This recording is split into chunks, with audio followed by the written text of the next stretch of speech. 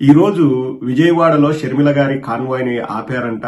మీరు భయపడుతున్నారా అని ప్రభుత్వాన్ని ప్రశ్నిస్తోంది ముసురుపల్లి షర్మిల గారు. షర్మిల గారు ముందుగా మళ్ళీ చెప్తున్నాను, మీకు పెద్ద థ్యాంక్స్ ఆంధ్రాకు వచ్చినందుకు. ఈ థ్యాంక్స్ ఎందుకంటే అసలు ఒక 90% వాళ్ళకి ఆల్రెడీ తెలుసు ఎవరిది దుందుడుకు చర్య, ఎవరు అలుగుతారు, ఎవరు బెదిరిస్తారు, ఎవరు ఇలా అలిగి వెళ్లిపోతారు ఇంట్లో నుంచి అనేది 90% వాళ్ళకి తెలుసు. ఇక 10% ఎవరికైనా డౌట్ ఉందనుకోండి ఆంధ్రప్రదేశ్ లో, అంటే రాజశేఖర రెడ్డి గారి మీద అభిమానంతో అవును నిజమే కదా, జగన్మోహన్ రెడ్డి గారే షర్మిల గారిని ఇంట్లోంచి వెళ్ళగొట్టారు కదా అని చెప్పేసి పచ్చ మీడియా ఊదరగొడుతుంటే ఒక 10% నమ్మే వాళ్ళు ఉంటారనుకోండి.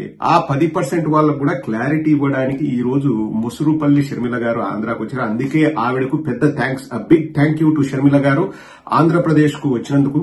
నెక్స్ట్ 2 నెలల్లో వారు మాట్లాడబోయే మాటలు వైఎస్ఆర్ కాంగ్రెస్ పార్టీ నెత్తి మీద పాలు పోసినట్లే. ఇది చాలా మంచి చేస్తుంది జగన్మోహన్ రెడ్డి గారికి. ఎందుకంటే జగన్మోహన్ రెడ్డి గారు ఎప్పుడూ ఒక మాట బయట మాట్లాడరు, ఆయన నైజం కాదు, ఆయన అందరినీ అక్కున చేర్చుకుంటారు, అందరూ నా వాళ్లే అనుకునే రకం జగన్మోహన్ రెడ్డి గారు. కానీ షర్మిల గారు ఇప్పుడు వచ్చి మాట్లాడబోయే మాటలు నేనేం మళ్ళా సొంతంగా ఇగో ఇట్లా మాట్లాడుతుంది అట్లా మాట్లాడుతుంది అని కూడా నేను చెప్పను. 2 నెలల్లో మీరు చూస్తారు కదా, ఈ 2 నెలలు భలే ఇంట్రెస్టింగ్ గా ఉంటాయి.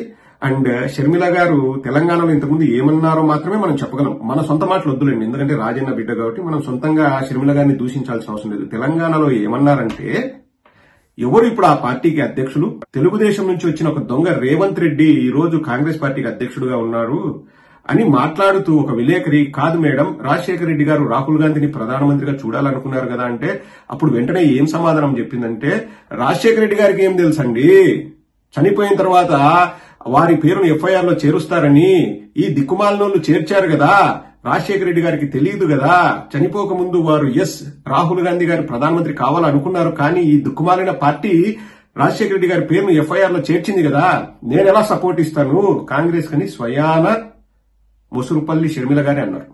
అన్నారా లేదా? వీడియో కావాలంటే మళ్ళీ నేను ఇంకొక రోజు ప్లే చేసి చూపిస్తాను.